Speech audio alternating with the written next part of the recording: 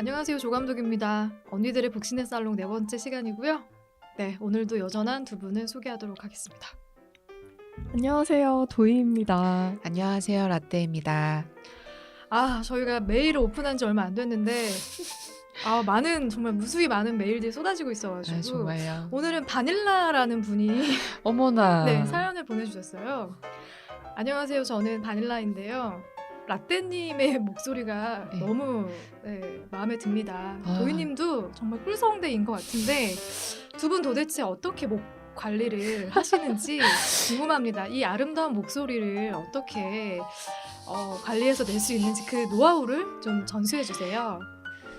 다음부터는 사연 선정할 때 저희랑 좀 상의를 해서 감독님. 목 관리를 어떻게 하시나요? 두 분 목소리가 굉장히 좋다는 청취자들의 열렬한 반응이 있는데 제가 일단은 목소리가 좋다고 해주시니까 좋은가 보다 하고 너무 감사하고요. 목 관리 따로 관리하는 건 없는데 타고난 게 아닌가. 만약 좋다고 느끼셨으면 그리고 마이크 대고 이렇게 조금 에코 넣으면 다 좋게 들린다.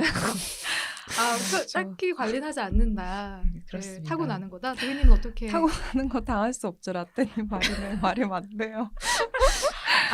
저는 평소에 말을 하지 않습니다. 네, 주변 사람과 말을 하지 않고 목소리를 이제 우리 팟캐스트 녹음할 때만 오픈하는 걸로. 이거는 정말 되게 좋은 방법이네요. 평소에 말을 하지 않으면 이렇게 목소리가 예뻐질 수 있다. 저도 참고하겠습니다. 네, 아주 좋은 조언을 듣고 시작하도록 하겠습니다. 오늘은 지난주 5째 아이에 이어서 케빈에 대하여라는 영화를 가지고 왔어요. 케빈에 대하여는 영국의 여성 감독 린 램지 감독의 세 번째 장편 영화인데요. 생각보다 꽤 영화가 오래됐더라고요. 2011년도에 개봉을 해서 그 당시에 이제 유수의 영화제를 휩쓴 수상작이기도 합니다. 워낙 독보적인 매력을 가진 틸다 스윈튼이 주연을 맡아서 화제가 되기도 했던 작품이고요. 린든지 감독 자체도 굉장히 구설수가 많은 감독이기도 하죠. 굉장히 성격이 거칠다고 해요. 그러니까 거의 굉장히 거칠고 본인의 스타일대로 연출하지 않으면 이게 감정이 주체가 안 되는 거예요. 그래서 끝까지 본인이 하고 싶은 대로 해야 되는 감독이라서 몇 번 작품을 준비하다가 엎어진 경험도 많고 그래서 굉장히 좀 불같은 성격의 소유자로 많이 알려져 있는 감독인데 영화 미리 이제 두 분을 보고 오셨을 테니까 어떻게 보셨나요? 케빈에 대하여? 충격적이다. 네, 굉장히 매력적이다. 네, 잘 만든 영화다.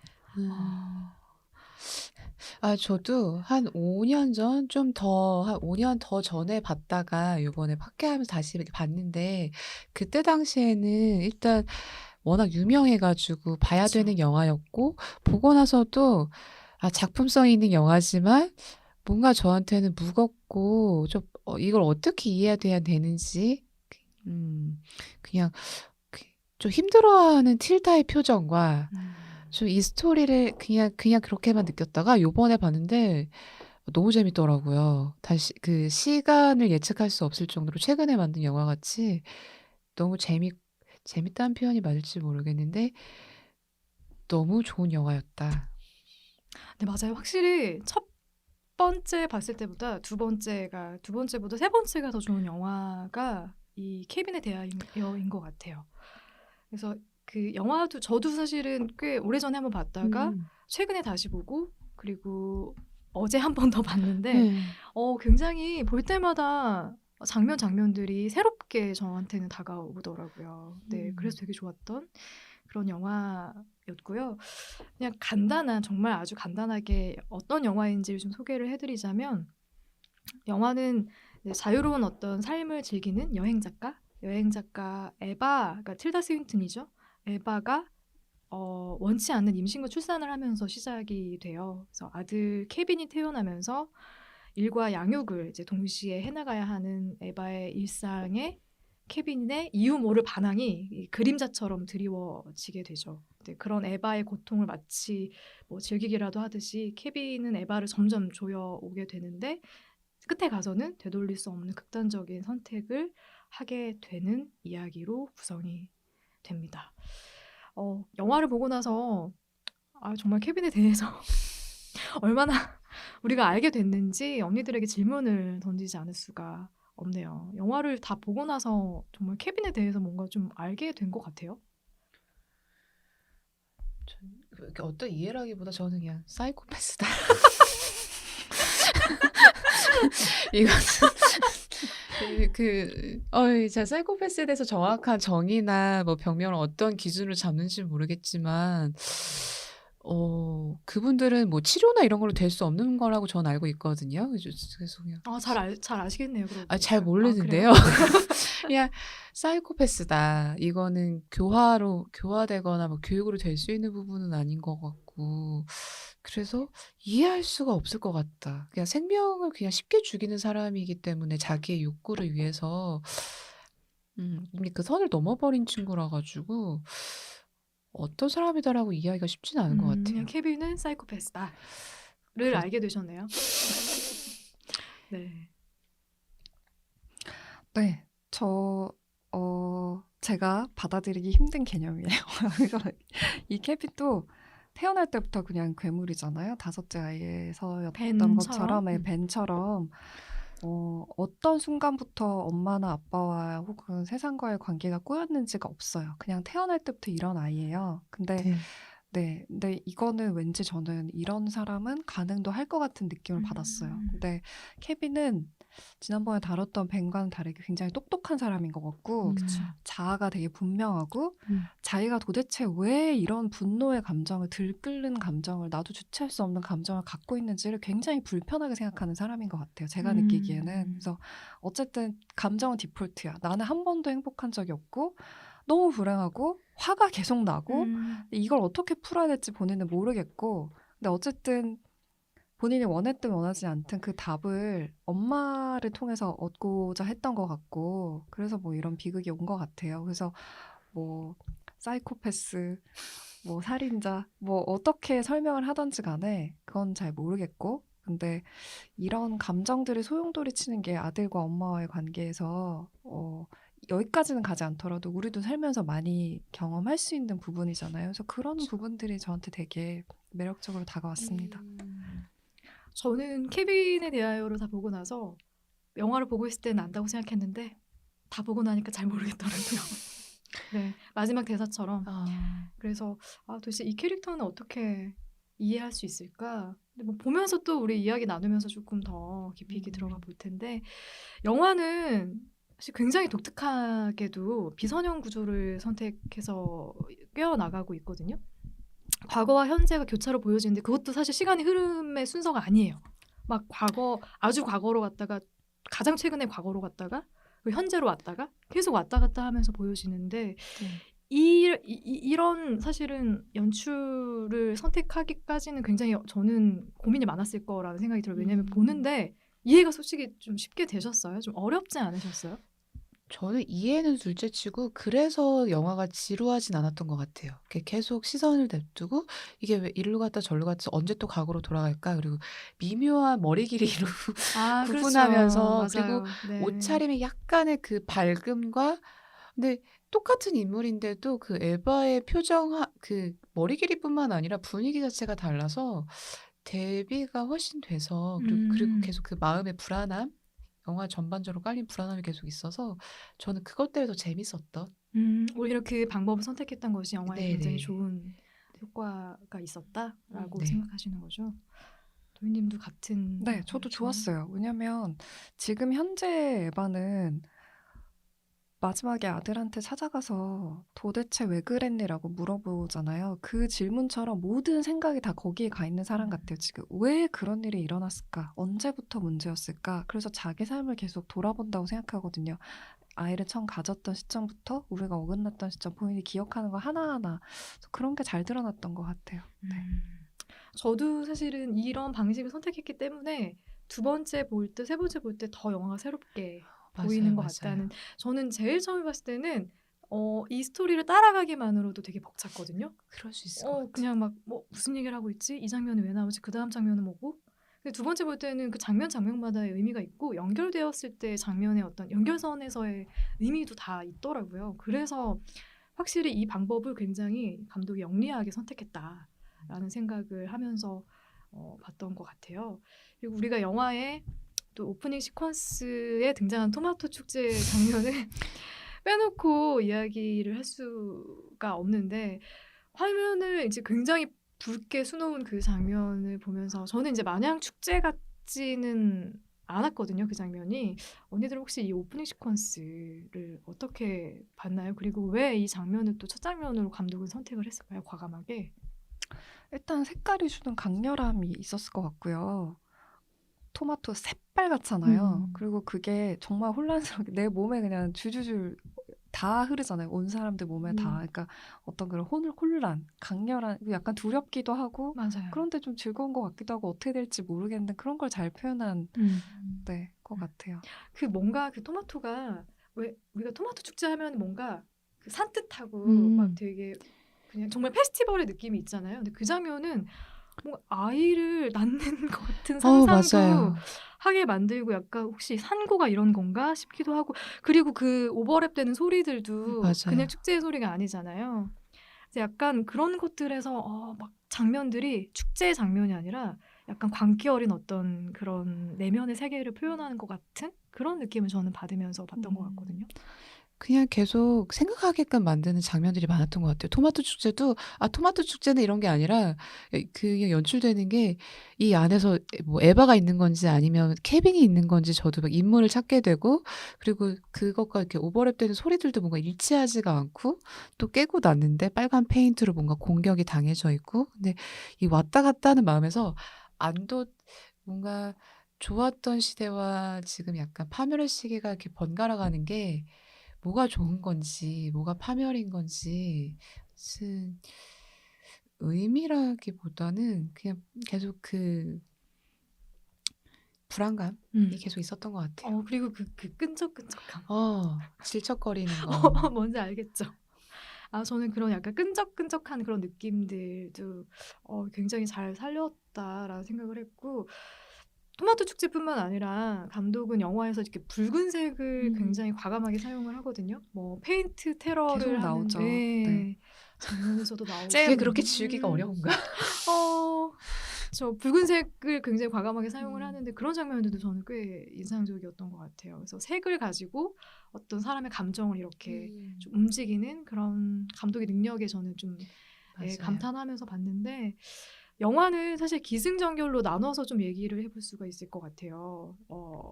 에바의 임신과 출산 그리고 케빈이 태어나고 나서 에바와 대립하는 그런 모습들 그리고 케빈의 어떤 극단적인 선택 그리고 그 선택 이후에 에바가 마을의 끝까지 남아서 케빈을 기다리게 되는 그런 선택까지로 이렇게 크게 기승전결로 나눠서 좀 이야기해 볼 수 있을 것 같은데 먼저 에바의 임신과 출산에 대해서 좀 이야기를 해보려고 해요. 에바는 좀 자유로운 사실 삶을 즐기는 여행 작가잖아요. 그런데 어쩜 그렇게 해리엇과 똑같이 하룻밤 정말 마음을 딱 놓았다가 아이를 갖게 되죠. 그리고 아이를 갖고 나서도 단 한 번도 미소 짓지 않아요. 네. 그러니까 출산을 하고도 마찬가지인 게 마치 이렇게 태어나자마자도 자기의 자유를 뺏겼다는 듯이 아이를 보지도 않아요. 보지도 않고 멍하니 앉아 있는 모습이 나오고. 근데 그런 에바의 마음을 뭐 알았는지 몰랐는지 케빈이 태어나면서부터 에바를 괴롭히기 시작하잖아요. 뭐 시도 때도 없이 울고 뭐 달래도 그치지도 않고 뭐 대소변을 가릴 나이가 지나서도 계속 기저귀를 차고 그런 모습들이 추후에 뭐 이렇게 케빈이 의도한 거라는 걸 깨닫고 알게 되고 두 사람이 더 격렬하게 부딪히게 되죠. 근데 저는 이제 여기에서 좀 그런 고민이 드는 것 같아요. 과연 그러면 에바가 아이를 갖길 원치 않았고 원치 않은 임신을 했기 때문에 케빈이 이렇게 행동하는 거야? 라고 우리가 쉽게 단정 지을 수 있을까? 그게 제가 5년 전에 영화를 봤을 때 그런 걸로 헷갈려서 이 영화를 다시 보기가 꺼려했던 것 같은데 그냥 이제 좀 나이가 들어서 봐서 그런지 그건 이유가 될 수 없다라는 거를 알아서 물론 뭐 그 태교라고 할까? 이게 중요한 거는 알지만 그렇다고 그것 때문에 아이가 이렇게 됐다라고는 너무 심플한 음. 거라서 여지 없다. 저는 그냥 그냥 그냥 괴물로 태어난 거다. 괴물이라고 표현하기보다는 음. 대신에 그건 있는 것 같아요. 그러니까 낳고 산후 우울증이 있을 수는 있잖아요. 그래서 애에 대한 상호작용을 못하거나 애를 낳고 나서 양육을 잘 못했을 수는 있지만 엄마만 키우는 건 아니고 엄마가 지금 힘들어 있고 얘가 진짜 하루 종일 울지 않아. 남편한테 호소하는데 남편은 내가 안으니까 괜찮은데? 그런 그런 이렇게 아 너무 얄밉죠. 하루 종일 있었던 에바의 말을 좀 예민하게 받아들이거나 이렇게 좀 넘기는 거. 음. 그래서 오히려 에바 탓은 할 수 없다. 내가 탓은 할 수 없다. 그거는 결부시킬 수 없다. 음. 네, 전 아무 상관없다. 네, 아무 상관없다고 생각합니다. 그러니까 앞부분에 사실 많이 나오지도 않아요. 에바가 느꼈던 그 자기 커리어, 특히 모험가로서 오지에 막 여행하는 걸 즐겨했던 여자 주인공이 그 갑자기 자기 몸에 변화가 느꼈을 때 느끼는 어떤 그런 불편한 느낌이라든지 그거는 제가 생각하기에는 임신하는 대부분의 여성들이 가지는 느낌 중에 하나일 것 같고 근데 이때까지 너무 그런 부분은 진짜 잘 안 비춰졌던 것 같고 전 사실 그런 얘기 많이 듣거든요. 주변에서 아 갑자기 나 동물이 된 것 같대. 몸속에서 뭐가 움직이는 기분이 생명이네 좋기만 한 게 아니라 고양이나 강아지가 된 것 같고 특히 막 모유 수유 같은 거 할 때는 나 진짜 젖자는 소가 된 것 같아. 이런 동물적인 왜냐면 우린 사람이지만 동물이라 생각 많이 안 하고 살잖아요. 근데 너무나 내가 지금 동물이라는 걸 느끼는 경험은 불쾌한 면이 있을 것 같아요. 아예 못 느낀 사람도 있겠지만 그래서 그 부분은 너무 자연스러운 거라고 전 느꼈고요. 그리고 영화에서도 길게 나오지도 않아요. 굉장히 짧게 짧게 나오죠. 지나가잖아요. 짧은 네. 에피소드들이. 네. 그리고 심지어 제가 보기에는 할 수 있는 한 최선을 다했을 뿐 아니라 그러니까 낳고 나서도 익숙하지 않지만 아기한테 해줘야 되는 엄마의 역할이라는 거는 최선을 다해서 다 하잖아요. 네. 그래서 그런 시선으로 보려고 했던 건 아닌 것 같아요. 네. 저도 좀 비슷하게 생각을 했는데 저는 약간 에바 같은 사람인 것 같거든요. 제가. 그래서 뭐 우리가 흔히 뭔가 아이를 가진 엄마의 이미지를 떠올렸을 때는 무한 사랑, 내 모든 것을 내려놓고 아이에게만 향하는 어떤 그런 모습들 그런 것들을 떠올리게끔 사실 미디어에선 비춰지는데 이 영화는 현실 엄마 같기도 해요. 이런 엄마들도 있잖아요. 이런 엄마들도 있죠. 애를 제대로 안는 것도 잘 모르는. 맞아요. 네, 좀 저 같은 모습이 보여지는 것 같기도 한데 그리고 아이가 정말 이렇게 울었을 때 앞에서는 사실 어르고 달랠 수 있지만 정말 그 깊은 마음으로 비집고 들어가면 그냥 공사장에 가서 아이를 놓고 그 아이가 울든 말든 나는 쉬고 싶어요. 저는 그럴 것 같거든요. 저는 그냥 그런 현실 엄마 어떻게 보면 에바 같은 엄마도 있을 수 있고 그런 엄마의 모습을 되게 사실적으로 굉장히 압축해서 잘 표현을 해주고 있다는 생각이 들고 그것과 캡이 글쎄요 이거는 일단 앞에서는 조금 오해할 수 있는 소지를 많이 만들어 놓은 것 같긴 해요. 그 케빈이 엄마의 어떤 그런 양육 태도나 이런 것들에 의해서 조금 결핍 있는 아이로 자라는 것처럼 오해하게끔 만들어서 뒤에 가서 어떤 얘기를 하고 싶은지를 좀 다시 풀어내는 그런 형태여서 저는 사실 처음 봤을 때는 첫 번째 영화를 봤을 때는 에바 때문에 케빈이 좀 그렇게 약간 모나게 구는 거라고 생각을 하고 봤었거든요. 그래서 그런 것들은 좀 어느 정도 장치를 좀 해놓은 거 아닌가라고 생각을 하면서 봤던 것 같고요. 근데 그렇게 하기에는 너무 어릴 때부터 반항해요, 애가. 너무나 어릴 때부터. 아직 그런 관념이 없을 때부터. 네. 그렇긴 하죠. 맞아요. 그렇긴 한데. 근데 또 애가 너무 울고 있으니까 지나가는 약간 여자 어른이 이렇게 좀 인상 찌푸리면서 하잖아요. 우리도 어디서 너무 애가 울고 있으면 아니 엄마가 어디 있길래 엄마가 좀 애를 좀 달래줄 줄 알아야지. 이런 시선이 좀 기본적인 시선이긴 하거든요. 그거를 왜 오해의 소지가 있냐고 생각을 하냐면 왜 보통 엄마들은 막 엄청 상냥하고 가슴 따뜻하게 말을 나눠주고 하는 에바는 그냥 뭐 어떤 약간 뭔가 메마른 어떤 느낌? 약간 무뚝뚝한 그런 느낌? 그러니까 저는 그게 어떻게 이해를 했냐면은 굉장히 본인한테 이게 잘 맞는 역할이 아님에도 불구하고 최선을 다한다. 그렇죠. 그렇게 맞아요. 느꼈거든요. 맞아요. 자기가 할 수 있는 역할. 최선을 해서 맞아요. 애한테 애가 정말 화를 긁어 유발하는 애라도 어색하게 웃으려고 되게 어색한 미소 생각나세요? 되게 애를 쓰잖아요. 맞아요. 네, 그래서 저는 결핍을 느낄 정도로 행동했다고 사실 생각하지 않아요. 그래서 저는 그게 미디어가 만들어낸 어머니상. 어머니상과는 조금은 거리가 있는 에바인 거죠. 그래서 거기에서 사람들이 일반 관객들은 조금 초반에는 에바에 대한 캐릭터를 온전히 이해하지 못했을 때는 살짝 저는 좀 다른 시선으로도 그러니까 뒤에 가서 애에 대해서 관심을 안 쏟나 이렇게 짐작은 할 수 있죠. 근데 그 나의 짐작을 깨면서 굉장히 가정에 충실했어요. 맞아요. 네. 이분은. 그래서 네. 저도 뒤로 가면서 확실히 좀 더 몰입이 되는 케빈에 대해서 좀 더 알게 되는 그런 지점들이 있었던 것 같은데 근데 또 되게 아이러니하게도 그렇게 케빈하고 대립각을 세우는 에바가 남편과 상의도 하지 않고 둘째를 갖거든요. 그 장면 기억나시죠? 근데 상의하지 않고 자기가 의지로 둘째를 가진 건가요? 네. 그 남편이 나중에 화를 내잖아요. 왜 말하지 않았냐고. 왜 나에게 얘기하지 않았냐고. 임신을 했. 전 그게 좀 황당했어요. 음. 같이 임신을 할 만한 행위를 한 거잖아요. 네가 뭔데 나한테 화를 늦게 얘기한 거로 화를 낼 수는 있지만 피면 안 했을 거 아니에요. 알았을 거 아니에요. 그 순간에 뭐 약을 먹기로 했는데 안 먹었나? 그런 것까지는 모르겠는데 뭐 어쨌거나 남편이 화를 낼 일은 아니었다. 남편이 화를 낼 일은 아니었다. 네. 저는 그 장면은 두 사람은 애를 더 이상 갖지 않기로 남편은 원하지 나름의 않았던 암묵적인 거죠. 네, 합의가 있었던 있자. 거죠. 왜냐하면 케빈을 키우는 과정이 사실은 둘 다 힘들었을 것 같거든요. 그러면 둘째에 대한 생각이 전혀 없었을 텐데 에바가 아무런 상의도 없이 보면 장면에서도 그 케빈을 임신했던 장면과 똑같이 12시를 상징하는 그 시계가 등장을 하고 그리고서 바로 다음에 임신을 하거든요. 그러니까 이건 독단적인 에바의 선택인데 에바도 사실은 케빈을 키우는 게 굉장히 힘들었을 거잖아요. 그럼에도 불구하고 둘째 실리아를 갖기로 결심한 에바의 행동을 어떻게 우리는 이해할 수 있을까? 저는 이해가 될 것 같은데요.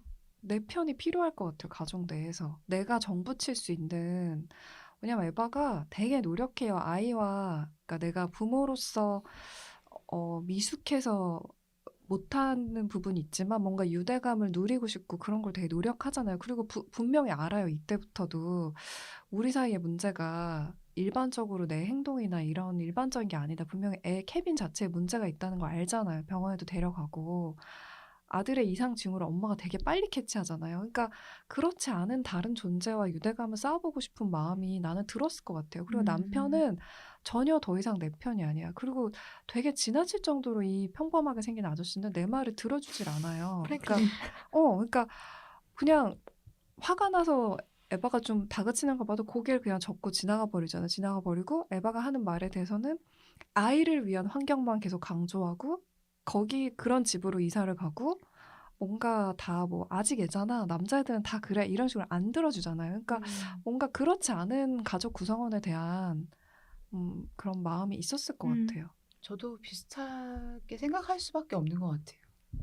케빈을 키우면서 에바가 여러 생각이 들었을 텐데 아마 정말 내가 나 때문에 얘가 그렇게 됐을까? 나 때문에 케빈이 이렇게 삐뚤어지고 나에게 이렇게 대립각을 세우는 걸까? 나의 문제일까? 저는 에바가 되게 궁금했을 것 같아요. 둘째를 통해서 자기는 사실 문제가 없다는 걸 확인하고 싶지 않았을까?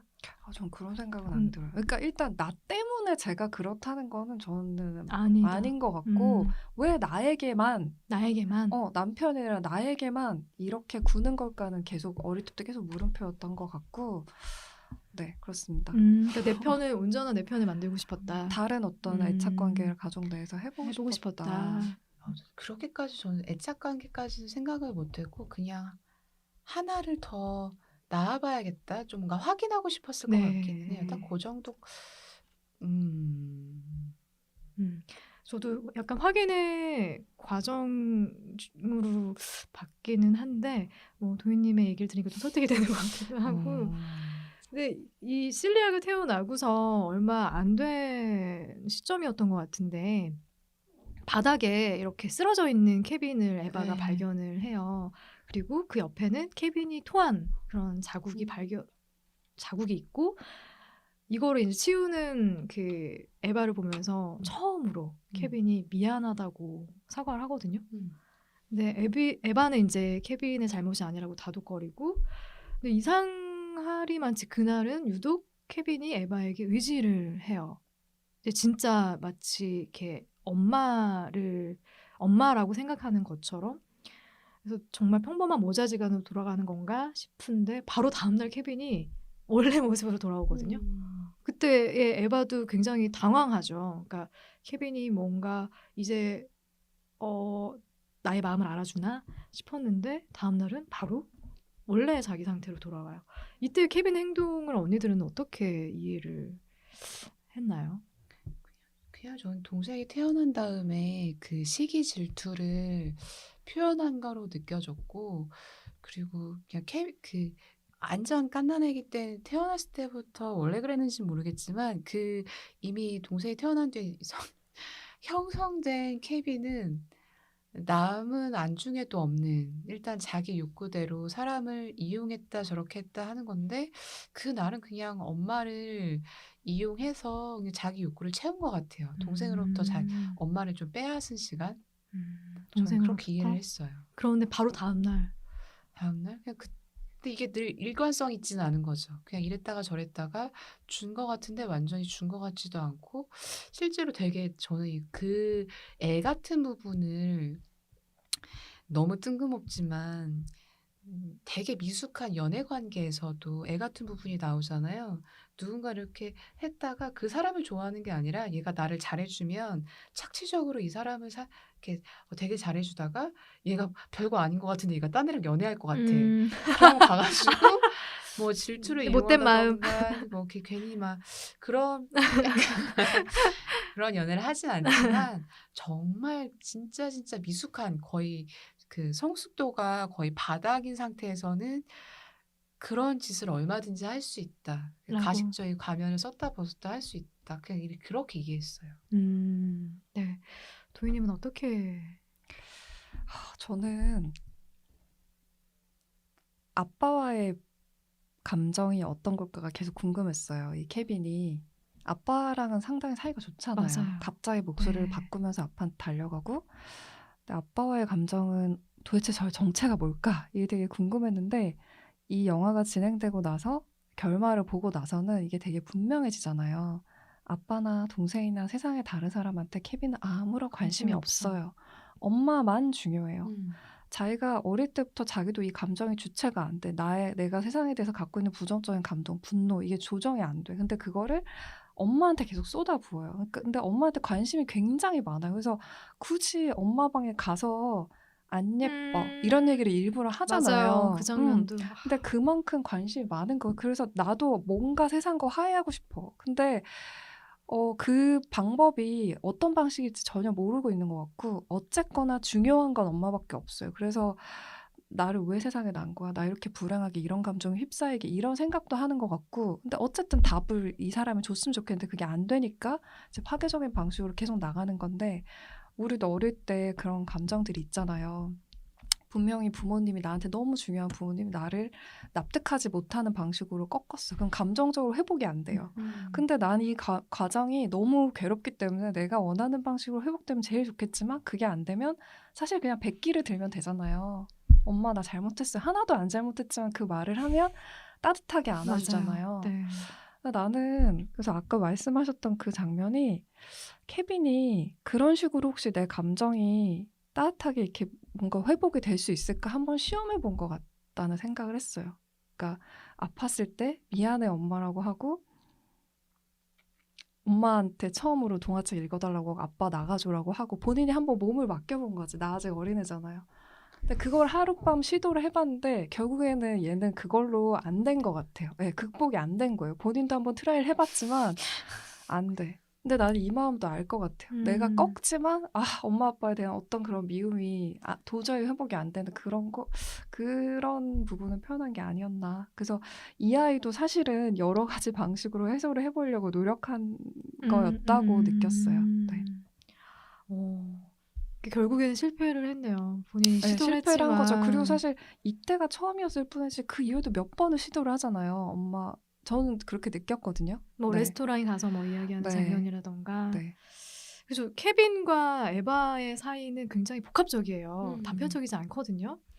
그래서 약간 애정도 있는 것 같고 그 속에 증오도 있고 그런 관계가 계속 이어지는데 몇몇 좀 인상적인 장면들이 있어요. 뭐 아까 도인이 말씀하신 에바가 기껏 꾸며놓은 그 자기만의 방을 뭐 엉망진창으로 만들어 놓는다거나 케빈이 대소변을 가리지 않는 것이 사실은 의도했던 것이라거나 그리고 뭐 이후에 청소년이 된 후에도 에바가 낸 신간 그 포스터 앞에서 물끄러미 에바를 바라보고 있는 장면이라거나 케빈이 기본적으로 엄마에 대해서 뭔가 적개심을 갖고 있지만 그 이면에는 굉장히 좀 더 깊이 들어가 보면 엄마를 좀 동경하나? 그래서 더 그런가 싶은 생각도 저는 들었거든요. 언니들 혹시 두 사람의 그런 감정선이 좀 잘 드러난다라고 생각이 들어지는 장면들이 좀 있었나요? 근데 저는 애정이라기보다 그 케빈이 엄마를 완전히 동점하고 싶은 독점욕이 좀 강한 걸로 보이고 엄마가 개인의 취향을 갖거나 여행을 한번 떠나고 싶어 한다거나 동생을 씻어놓는다던가 그냥 엄마는 오롯이 그냥 내 거, 너는 나만 해줘야 되는 거. 그렇게 엄마를 이렇게 잘 떼어내지 못하는 그냥 완전 무자비한 아기 같은 느낌이 좀 많이 들었던 것 같아요. 뭐 그걸 애정으로 독점하고 싶고 막 이렇게 집착하고 이런 게 애정으로 헷갈릴 수는 있지만 정이라고 할 애정을 수는 본 건 눈빛이나 어. 했을 때는 정말 아주 유아적인 음. 독점욕만 저는 본 것 같아서 그렇게 읽으셨던 거죠? 그런 장면들을. 네. 혹시 도희님은 어떤 장면들을 조금 인상적으로? 근데 저는 이 케빈을 이해하기 위해서 노력을 해보면 그러니까 일단 엄마 아빠를 떠나가지고 친구가 하나도 없었던 것 같아요. 태어나서부터 지금까지 계속해서 중간에 엄마가 물어보자 친구를 만나보는 건 어때? 친구가 한 명도 없었던데 사람들 관심 전혀 없고 그 얘기를 할 때도 크레파스에 계속 부수고 있어요. 맞아요.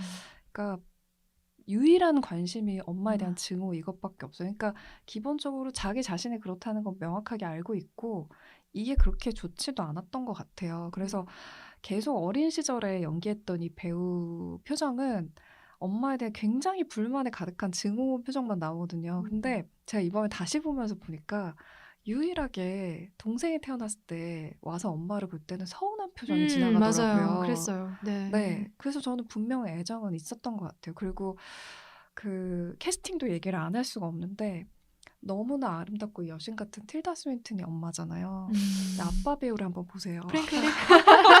맞아. 말 근데 그거는 생각하고 캐스팅을 한 거야. 내가 생각하기에는. 그리고 이 아들 역할이 이즐라 에볼라 맞나요? 이 배우가 엄청나게 아름답잖아요. 16살 네. 큰 배우가 이렇게 아름다운 자기 얼굴 봐도 알 거 아니에요. 이렇게 아름답고 선하게 같이 있는 것 같은 이런 존재는 아빠한테서 나올 수가 없어. 아니 전 영화에서도 그걸 분명히 했다고 생각해요. 그래서 네. 내가 어디서 나왔을까? 나 음. 진짜 왜 이러는 거지? 왜 나는 세상에 대해서 이런 생각을 할 때 근원을 엄마한테까지 발 수밖에 없어. 그래서 동경이나 이거 호기심 이런 거 있었을 수밖에 없는 것 같고 그 아까 말씀하셨던 그 서점에 앞에 케빈이 서 있는 걸 엄마가 보고 되게 흐뭇하게 맞아요. 생각하잖아요. 네. 엄마는 아들과의 유대를 계속 꿈꿔요. 근데 그때도 전설적인 모험가 에바 케차도리언 이렇게 딱 써 있는 거 앞에 케빈이 한참 이렇게 보고 있잖아요. 그러니까 그런 엄마에 대한 동경, 애정, 끌림 이런 거는 분명 있었던 것 같아요. 제가 생각하기엔. 네. 저도 그런 감정들이 계속 드러난다고 생각을 하거든요. 뭐 어릴 때부터도 그렇지만 근데 그런 장면 중에 제일 인상적이었던 거는 왜 약간 두 사람이 계속 신경전을 벌이다가 대소변 가리는 문제로 이렇게 얘가 사실은 가릴 수 있는데 나 엿먹으라고 안 가렸던 거야 라는 걸 알고 난 이후에 한번 밀었나? 예, 밀어서 벽에 부딪혀서 팔이 부러지잖아요. 네. 이제 그리고 나서 병원에 가는데 에바는 계속 초조하죠. 혹시 얘가 나를 고자질하면 어떡하지? 잘못한 게 있으니까 그러니까 쫄고 있죠. 네. 쫄잖아요. 네. 그런데 병원에서도 심지어 아빠를 만나서도 얘기하지 않아요.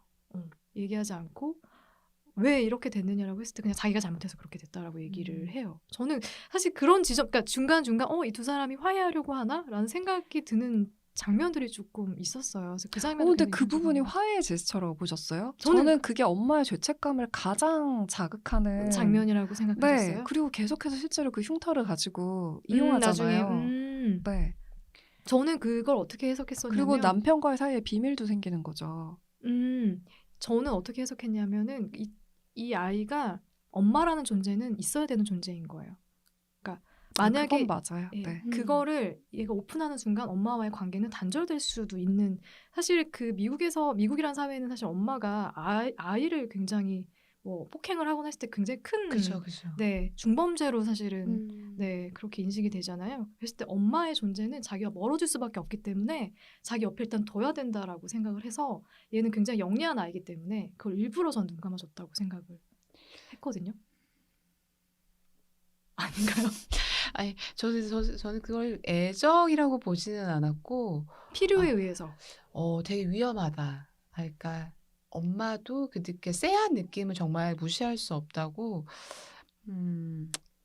저는 부모 자녀와의 관계에서 어렸을 때 형성된 게 나중에 연인 관계에서도 재경험된다고 생각하는 사람인데, 엄마 아빠의 관계가 붙어 있으면 애가 태어나면 엄마 아빠의 관계에 내가 끼어들 수 없는 애착 관계 둘이서 이어야 되는 거지 아이가 그걸 뺏거나 할 수는 없거든요. 근데 얘가 이미 그 사건으로 말대로 아빠한테도 비밀을 만들고 되게 가족을 위험하게 만들긴 한 것 같아요. 근데 에바도 거기서 내가 이렇게 했다고 고백하지도 못하고 바들바들 그쵸. 떨면서 이미 그 꼬맹이한테 밑으로 들어가 버리잖아요. 보고 들어갈래? 했더니 그냥 집에 가고 싶다고 하면 집에 가고. 그래서 좀 애정으로 보진 않았습니다. 네, 애정은 아니죠. 그리고 저는 또 지금 어떤 생각이 드냐면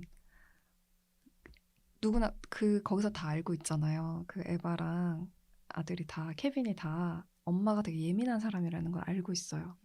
그래서 처음에 아빠가 화살이랑 활을 사왔을 음, 때부터도 엄마는 이미 불길해. 그런 느낌을 다 알고 있어. 맞아요. 근데 봤죠. 케빈은 엄마가 그렇다는 것도 알고 있어요. 그리고 네. 그 던져서 팔이 부러졌던 사건에 대해서 나중에 뭐라고 묘사하냐면 엄마의 본성이 드러난 날이었지. 이렇게 얘기해요. 그러니까 엄마의 그런 예민하고 잔인한 그런 부분을 본성이라고 생각하고 왜냐면 자기가 그게 있으니까 그걸 확인하고 싶은 거 엄마한테 계속. 그래서 되게 애처롭다는 생각이 들었어요. 나중에 가면 이제 막 그런 대사도 있잖아요. 그 미니골프 치러 갔을 때 맞아. 엄마가 먹는 사람들에 대해서 막 얘기하니까 가끔 악담하더라 이렇게 얘기하고 너도 그래. 맞아. 누굴 닮았겠어. 엄마가 자기를 닮았다고 생각하는 거예요. 얘는. 그런 부분들이 사실은 화면으로 암시되는 장면들도 네. 많이 있거든요. 그 왜 깨진 계란을 똑같이 다 똑같이 뱉어내죠. 뱉어내는 거 네. 이빨로 이제 손톱을 다 또 뱉어내는 것 이런 그리고 것들 물에 얼굴을 담그는 담는 것도 것도 둘만 맞아요. 나오잖아요. 맞아요. 우리는 되게 닮아 있어라는 그런 암시하는 장면들이 굉장히 많이 등장을 하죠. 근데 영화의 후반부로 가서 케빈의 그 선택에 대해서 얘기를 하지 않을 수가 없는데 그 케빈이 결국에는 좀 극단적인 선택을 하잖아요. 뭐 아버지와 동생을 죽이게 되고 또 학교로 가서 학교에 있는 동급생들도 이제 살해를 하게 되죠. 그리고는 너무 저는 그 장면이 잊혀지지가 않는데 아주 당당하게 경찰에 체포되면서 끝까지 마지막까지 엄마를 에바를 쳐다보죠. 네. 쳐다보면서 나 보고 있어? 약간 이런 느낌으로. 아무튼 에바를 고통스럽게 만들고 싶어. 그런데 그래 학교에 가서 그래 학교 애들을 그래 죽였다. 그런데 아빠와 동생까지 죽였어. 저는 처음 영화를 봤을 때는 그 대목이 되게 충격적이었던 장면인 것 같거든요. 왜? 저는 그 대목 때문에 케빈이 다 이해가 됐어요. 네. 아까 제가 말씀드린 것처럼 아빠에 대해서는 아무런 관심이 없고 없어. 동생에 대해서도 관심이 없고 그러면 더더욱 아빠만 오면 표정을 밝게 하면서 웃으면서 가고 뭐 굳이 바깥에서 아빠를 운동하고 이런 건 다 엄마한테 보여주기만을 위한 행동이었던 거잖아요. 아무런 의미가 없는 사람들인데 그걸 너무 선명하게 보여준 거고 그리고 얘도 사실 거기까지는 생각 안 했던 것 같은데 자기 본능을 그래도 어느 정도 컨트롤하면서 살고 있었던 것 같은데 이제 엄마 아빠 이혼이 물 위에 오르면서 그걸 목격하면서 양육권 아빠가 이제 다 결정됐잖아 하는 거 보고 나는 이제 엄마랑 같이 못 살겠구나 자기 세계는 이제 무너지는 거잖아요. 근데 그 다음 장면에 뭐가 나오냐면 제 기억 같아서는 최대한 가족이 평온해요. 바깥에서. 엄마는 아빠가 그 딸이랑 같이 춤추면서 하나 둘 셋 하나 둘 셋 하고 네네네. 엄마 이제 나가야지 막 이제 이 가정이 깨질 텐데 자기는 진짜 자기 세계가 끝나는 것 같은데 에바를 못 보게 되니까 근데 바깥에서 가족들이 되게 평안한 목소리가 들리고 문이 자기 앞으로 닫혀요. 그때 얘가 이제 결심을 하잖아요. 나는 어차피 세계가 끝났는데 이 사람들 쏴 죽이는 아니나 나는 차이가 없다는 느낌을 얘가 받았을 것 같고 그래서 갑자기 이런 행동을 했다고 생각한 것 같아요. 그러니까 오로지 내 세계에는 에바만이 있어. 너무 그러니까 설득력 있는 한 말인 번도 것 같아요. 내가 이 가족이나 세상에서도 소속감을 느끼지를 못했다는 그런 거에 대한 분노 그런 거. 네. 네. 너무 동감해서 너무 동감하고 선택. 근데 이렇게까지 케빈에서 정말 이해를 많이 하고 오신 것 같아요. 저는 그 부분에서 케빈을 막 이해하려고 하진 않았고 아까 내가 너무 사이코패스라고 한마디로 정리해버리고 끝내버린 게 너무 약간 부끄러운데 얘 세계가 정말 무너졌겠구나. 그래서 정말 이미 끝났겠구나. 네, 보통 저는 자꾸 연인하고 비교하게 되는데 예를 들면 이별 통보하면 갑자기 쳐들어가서 자기 여자친구랑 여자친구 부모님 죽여버리는 사건들이 있잖아요. 그러니까 내가 못 가질 바에야 다 죽여버리겠어 이런 거라던가 저 이런 심리랑 좀 비슷하다고 생각이 좀 들거든요. 그래서 선택이라기보다 그냥 조절을 못한 거 이렇게 조절 어떻게 할 수 못하고 없는 정말 이런 부들부들 떨리는 네. 그런 그냥 뭐 아주 치밀하잖아요. 네. 근데 걘 치밀한 게 아니라 정말 다 어떻게 해서 죽여서 머리가 막 이렇게 빨리빨리 돌아가고 그리고 에바를 쳐다보면서 만약 지켜보는 에바가 없었으면 그거 할 재미도 없었을 것 같아요. 근데 누군가 나를 지켜보고 그걸 보고 아파하고 괴로워할 사람이 있다는 거에 완전 꽂혀서 그 짓을 할 수 있지 않았을까. 그치. 그러니까 사실 가족이 깨지는 상황인데도 이 에바랑 남편은 서로 되게 연민이 있고 따뜻했던 것 같거든요. 맞아요. 기억나세요? 네. 그 둘이 침실에서 서로 손등에 키스하고 아, 위로해주고 그치. 그런 게 있었던 것 같고 그러니까 이 정말 케빈을 제외하고는 가족들 사이 유대관계가 다 있는 그렇죠. 거예요. 얘는 그걸 이제 정말 견딜 수가 없는 거지. 그죠. 되게 힘들었을 것 같아요. 저도 그거는 내가 너무 흉내내고 싶은데 엄마한테 동화책 읽어달라는 것처럼 그렇게 하면 뭔가 이 사람하고 느낄 수 있을 것 같은데 다른 사람들 사이는 눈빛 사이에 뭐가 왔다 갔다 해. 나는 그걸 평생 가질 수 없어. 근데 그걸 어떻게 가질 수 있는지 되게 괴로웠을 것 같아요. 그래서 아유, 그들을 제거했다는 게 너무 저는 이게 너무 가슴 아픈 거지. 근데 미성숙하면 예를 들면 저 중학교 때도 예를 들면 내가 너무 엄마 아빠가 막 너무 화가 나게 하면 내가 사고라도 나서 내가 다쳐봐야지 엄마 아빠가 내 소중한 걸 알지 막 이러면서 좀 극단적인 생각을 할 때가 있었거든요. 사춘기 때. 그런 비슷한 게 더 극단으로 가면 다들 그 생각만 하고 행동하진 않지만 위험할 수 있다. 파괴 본능이 왜 시작됐는가는 우리는 설명할 수 없을 것 같고 근데 어쨌거나 그거를 에바를 괴롭히는 정도의 선에서 동생한테 해를 끼치기도 하지만 적당히 이제 가다가 에바를 못 볼 것 같으니까 저는 폭발할 것 같고 그 동화를 로빈훗이 아니라 다른 걸 읽어줬으면 좀 달라졌을까 그런 생각도 들고 유일하게 읽어줬던 책이 활 쏘는 거였거든요. 맞아요. 로빈훗이었지. 네. 그거 읽고 나서 바로 활 사달라고 하고 그리고 결국 쏴버리잖아요. 전 사실 이 대사가 그 케빈을 설명하는 핵심이라고 생각해요. 그 우표수지 왜 하는 거야? 그러니까 이유가 없어. 맥락이 없다는 게 핵심이야. 그렇게 얘기를 하잖아요. 자기 행동에 대해서도 진짜 똑같은 거지. 내가 왜 이렇게 행동하는지. 죄송합니다. 그렇죠. 그런 맥락이 마지막까지도 사실은 계속 네. 이어지고 있고, 하지만 역시나 저는 케빈을 이해하기에는 제 마음이 너무 좁은 것 같고, 근데 저는 이제 여기서 조금 의아했던 게 그 모든 광경을 다 지켜보잖아요. 에바가. 그리고 심지어 자기가 가장 사랑했던 사람들마저도 얘가 제거를 해버렸어. 그런데 에바는 떠나지 않잖아요. 그 마을을 떠나지 않고 그곳에서 피해자들에게 갖은 모욕과 핍박을 받으면서 그걸 다 감내하면서 뭐 매일 계속되는 그 테러도 다 페인트가 그렇게 묻어도 매일 닦고 있어. 거기를 닦고 있고. 그리고 정기적으로 이제 아들을 면회하고, 네, 케빈을 면회를 하고, 만약에 저라면, 저같이 약간 유약한 사람이라면 그냥 나한테 케빈 없어라고 생각하고 도망갔을 수도 있을 것 같거든요. 그 마을을 떠나서 그냥 새로운 마을로 가서 새로운 삶을 시작하고. 저는 오히려 떠날 수 있는 사람이 더 멘탈이 강하다고 생각하고 오히려 모든 걸 잃었잖아요. 정말 자기 커리어부터 사실 남은 게 없는데 그런 상태에서는 더 사실 잃을 게 없기 때문에 뺨이라도 맞거나 이래도 그냥 가잖아요. 괜찮다고 하면서 저는 애도 과정을 그러니까 애도를 하고 있다고 생각하는데 욕 먹을 것도 욕 먹어가면서 오히려 좀 자연스럽다고 생각이 들긴 했던 것 같아요.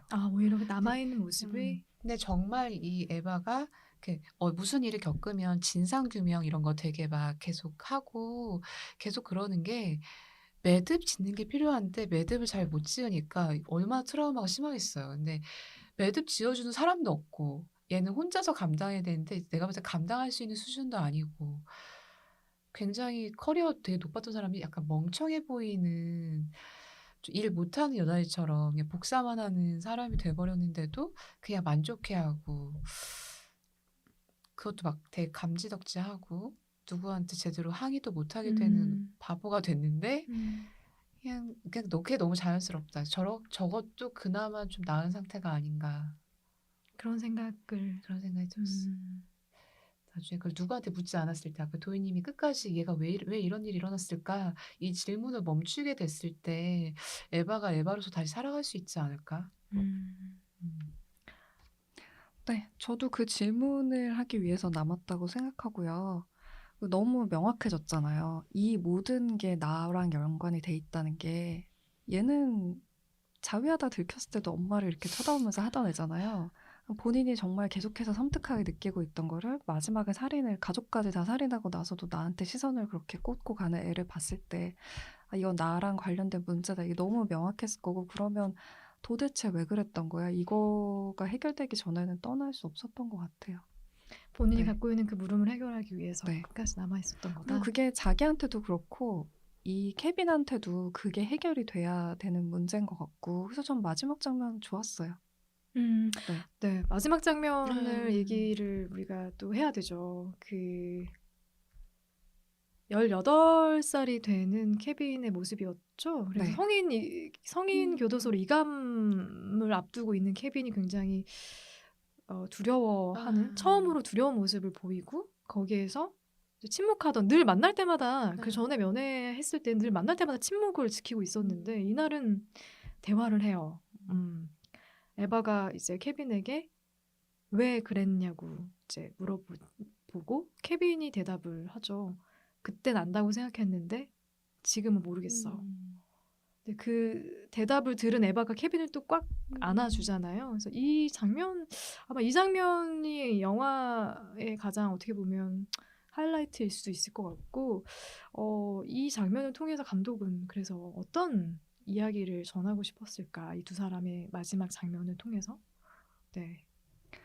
그러니까 저는 그게 좋았거든요. 결국에는 케빈이 뭔가를 뭐 다 반성하고 울고 잘못했어요. 막 이게 아니더라도 처음으로 에바한테 뭔가 비아냥거리거나 비꼬거나 분노하거나 이게 아니라 정직하게 자기 감정을 솔직하게 얘기했다고 생각해요. 그러니까 너 그렇게 행복해 보이진 않네. 그러니까 나 그런 적이 있었어? 이런 감정도 솔직하게 얘기하고 안다고 생각했는데 지금 잘 모르겠어. 그것도 너무 솔직한 감정이고 그리고 시간이 다 됐어요라고 해서 끊겼을 뿐이지 사실 뭔가 말이 튀어나오기 직전까지 나왔었잖아요. 근데 그런 몸짓이나 이런 게 다 드러났기 때문에 이게 사실 이렇게까지 끔찍한 짓을 저지르진 않지만 어, 남자이나 여자이나 키우는 부모님은 아마 얘가 정말 미쳐서 날뛰네 이런 감정 느낄 것 같아요. 근데 우리도 다 경험이 있잖아요.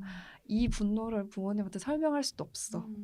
나도 내가 이걸 어떻게 컨트롤이 안 돼. 그런 순간이 다 있었고 그게 서로한테 되게 힘든 경험들이 있기 때문에 이 순간이 되게 감동적인 거죠. 어쨌든 그걸 직시한다는 게 그럼 엄마라면 안아줄 수밖에 없을 것 같아요. 네. 같은.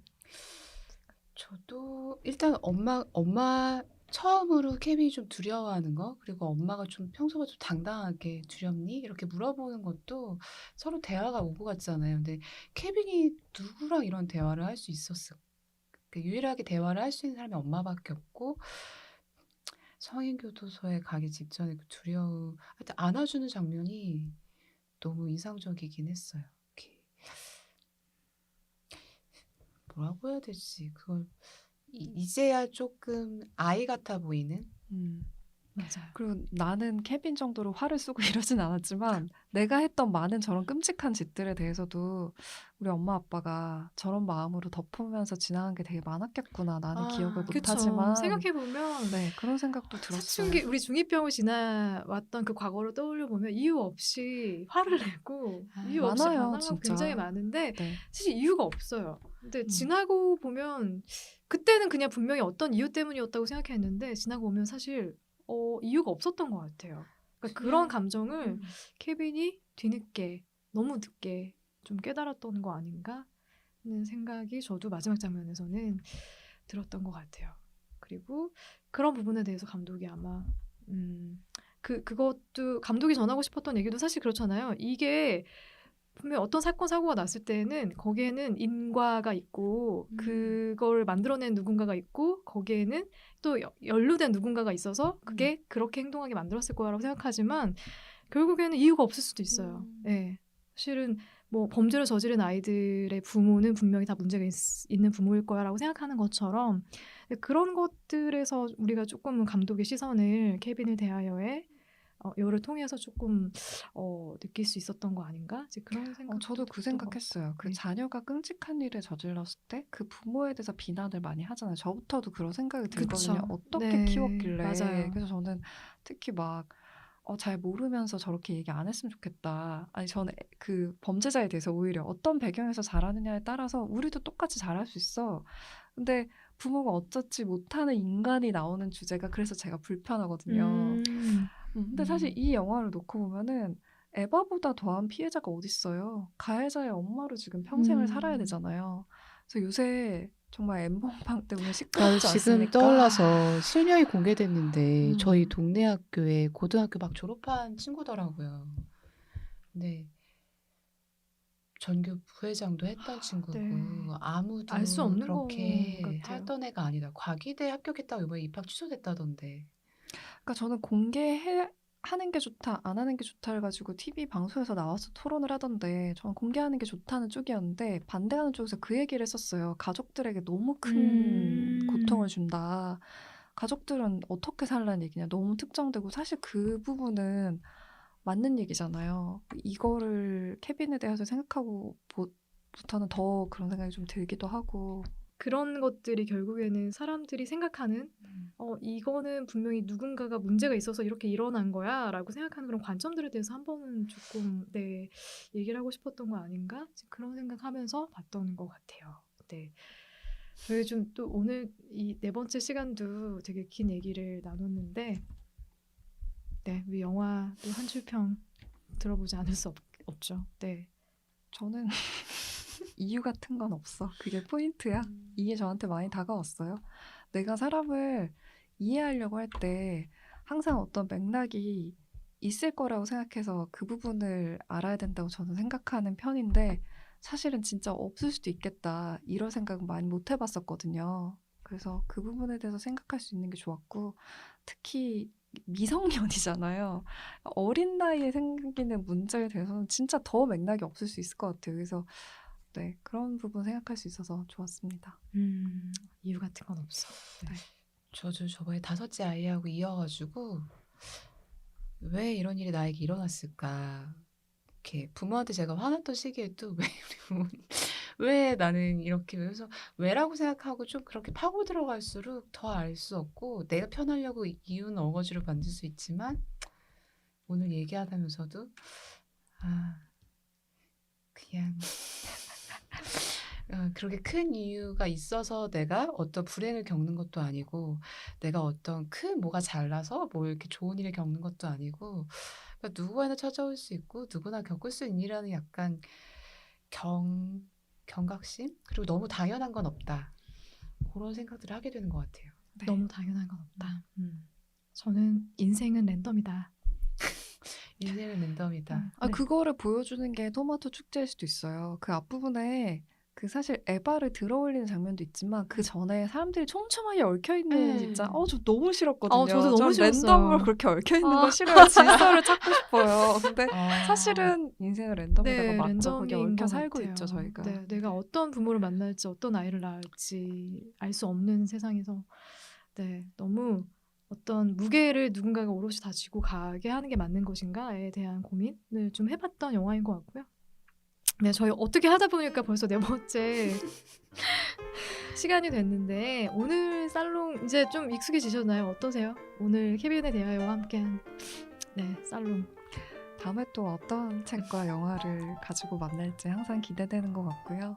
네, 좀 함께한 시간 항상 즐거운 것 같아요. 네. 저도 혼자서 보고 마무리되는 것보다 얘기하면서 하니까 훨씬 재밌고 배워가는 것도 많네요. 저 되게 즐거웠습니다. 네, 저도 이 꿀 성대를 갖고 있는 라떼님과 도희님과 함께 이 시간을 보내서 너무 즐겁고요. 네, 다음 시간에는 사라 워터스 작가의 핑거 스미스라는 책과 함께 찾아올 테니까요. 구독하기 꼭 눌러주세요. 그럼 다음 살롱에서 인사드리도록 하겠습니다. 안녕. 안녕.